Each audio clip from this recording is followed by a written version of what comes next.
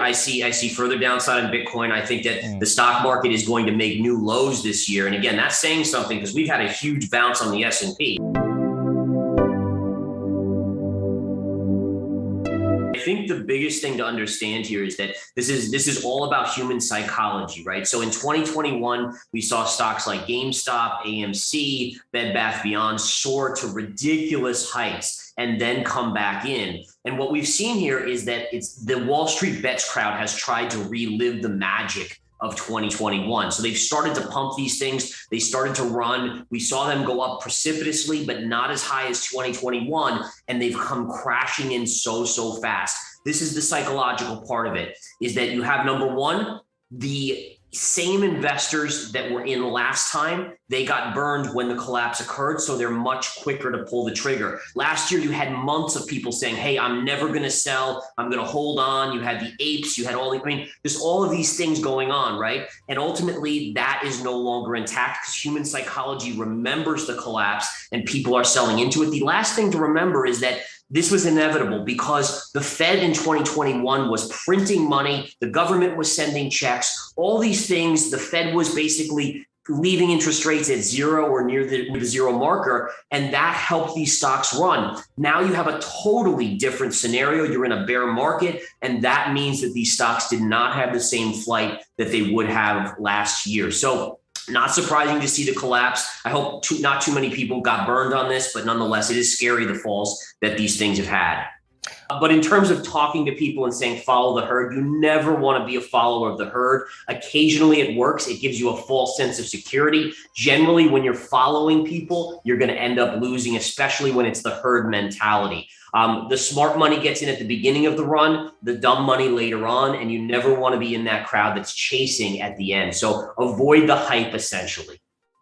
We go to the S&P chart. It's getting crushed today again, just like it did on Friday. But look at the chart here. I mean, this is the beauty of the charts, David. And I know you know I'm a technical chartist, but look at the level we ran into. We had this monster move up right to the 200 moving average, right to this downsloping trend line, and right to this gap fill. I call that a 3-factor resistance line. And that is a beautiful thing. It basically choreographed we were going to roll over, and you can see the meme stocks kind of ran into that. And then we've seen that fall as well. So again, the charts tell you a lot about what the probabilities are. And they were saying we were going to come down or start to fall in the markets. Yeah. So number one, look at the 200 moving average here. And this is the key, folks, is that if you're in these trades, that's all fine and good. And if you're in the money, there's no reason you have to get all the way out. But what you want to do is you want to play it smart. You want to take a little bit off the table. As you hit a resistance line, take a little bit off. When you hit the next one, take a little bit off. So in this situation, at the 200 moving average, that would have been smart to take a little bit off the table, and then you can let the rest run. And then what I want to show you here, and again, I'm just looking at this, but look at this trend line here. I mean, really, you had a great trend line connecting these highs, and really right around there is where you saw it stall out. So the 200 MA right here, you just kind of take a little bit off. And what we say, in the crypto markets, it's called a moon bag, where it's kind of all just the profit at that point. That's fine if you want to leave that on the table. I don't like to do it myself because I like putting money and banking it. But again, at least in that scenario, you're taking some off the table, taking a little bit more, and you're lowering your risk as these stocks get more into ludicrous levels. Was Friday when the equity market sold off, it did close below this channel. So look at the beauty of this channel here, how we've been hovering up and down inside of it really since June. But the negative here is that we saw a close below. Now you haven't confirmed, but as far as I'm concerned, this is a very, very nasty little pattern formation. And it's likely we're going to go retest this yellow trend line here, which happens to be the high from 2017 right here. That's going to be a big line in the sand. If we break that, then you see that move down that I've been calling for as my secondary target. My first target was 20,000. We talked about it last year in Dubai when I was there in October 2021. We said 20,000. Now I say it's going to actually go lower than that. Next stop is going to be 12 to 13,000. So we are headed lower, and it's going to be a rough road along the ways here. Mm-hmm.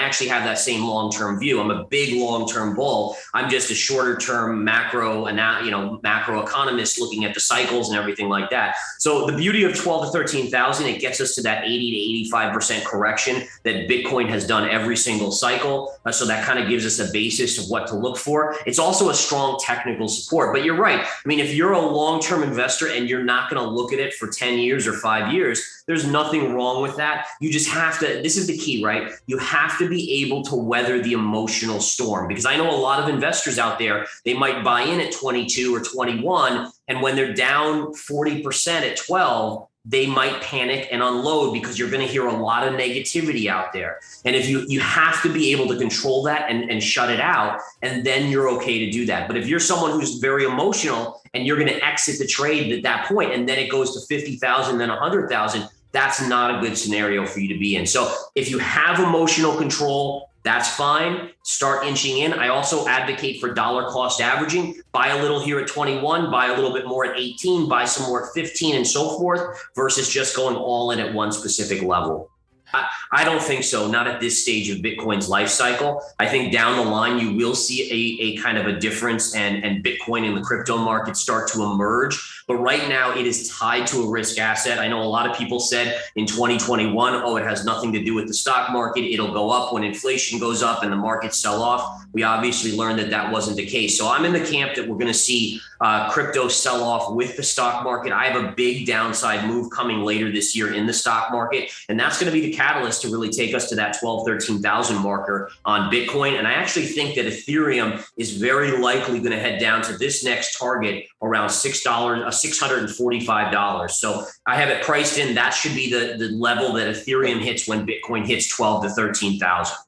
Yeah, and the answer is it's very likely, or I shouldn't say likely, but it's very possible that that does happen. I'm not in the case of that. I mean, you can see over here when we broke lower, we came back just shy of the 200 right there. So it is possible, just like Bitcoin. Like if we go to the Bitcoin chart, you can see here, we haven't even come close to the 200 on Bitcoin, which is kind of sad to think, right? I mean, it hasn't even come close at all. But you can see right here, it did hit the 200 before that next cycle to the downside. The problem here on the Bitcoin chart is that this was a very defined bearish pattern, and now you're below it. So that is problematic. Now, again, we have to hold this 19.6, 19.5 level, which is that key level from 2017. Otherwise, again, we should be heading very, very quickly. And again, just watch the stock market. I strongly encourage everyone to just keep an eye on the stock market. That is going to be your indicator. If this continues and we continue to see this fall on the S&P, I don't believe that the crypto markets can withstand that.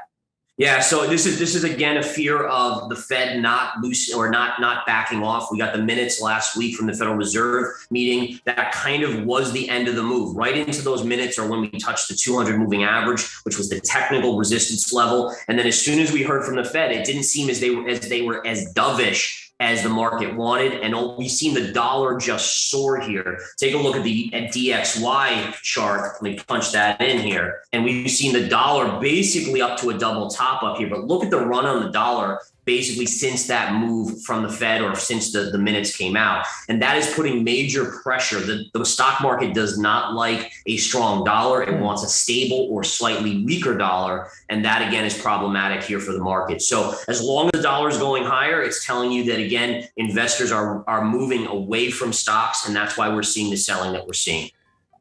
No, it's actually the opposite, right? So if you sell in terms of yen or euros and then you convert it back, right? So you're taking in yen or euros, and between that period of the conversion back into dollars, the dollar strengthens. So you're actually getting less out of it. And we've seen even stocks like IBM, companies like IBM, they took a $3 billion hit because of the currency issues here. So it's kind of wacky how that's working right now, but it is definitely a headwind. And I think it's important to understand, what does a strong dollar mean? It means people are going into the US dollar for safety. And what they're doing here is they're saying, all right, the Fed is going to drive us into recession. And therefore, and they're not lightening up, even though we know the economy is weakening per economic data. And so they're hiding in the dollar. They're selling risk assets that might be affected by a weaker economy. And that, again, is a kind of an issue that the markets are very freaked out about right now.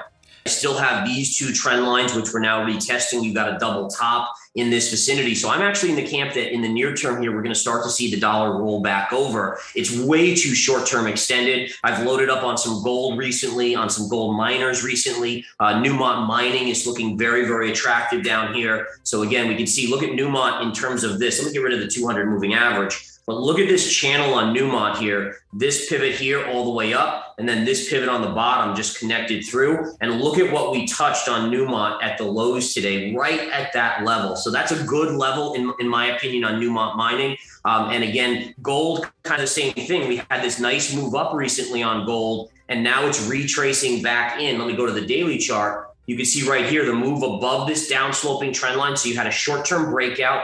Then you're retracing to the scene of the crime. Now we have to see if it can bounce off of this. I think gold does. I think, again, you're going to see the metals start to really perform here over the next couple of weeks. I see further downside in Bitcoin. I think that the stock market is going to make new lows this year. And again, that's saying something because we've had a huge bounce on the S&P. So by end of year, I'm actually saying that we will take out these lows down here at around 3,600 on the S&P, 3,500. And we actually should go even lower than that. So it's going to get nasty towards the end of the year as the economy, or as investors start to recognize that the Fed is not going to come to the rescue of a recession. I think the next jobs number is going to be a lot weaker. We're going to start to see that weakness filtering into the jobs number, which is a kind of a delayed reaction, as we know, economically. And that is going to make the markets very, very scared with inflation not coming down even more. And not only that, but I'll even make a bolder call for you today. I say that the stock market has made the highs of 2021.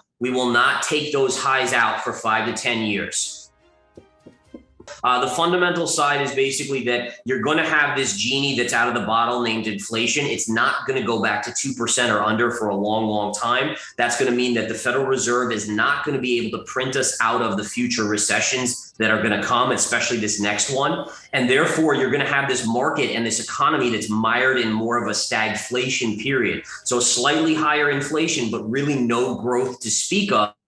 And it's going to last for years because remember, the Fed has printed us out of every recession, probably for the last 20 years at this point, and they've pulled forward so much of the gains. If we go to the daily chart, in fact, let's go to the monthly chart. Look at the monthly chart on the SPY here, or the S&P 500. This is basically, here's 2009. This is the Fed printing of money. Does that look normal to anyone? It is ridiculous. They were pulling forward so much of the upside in this market. It's going to take us at least 10 years to digest.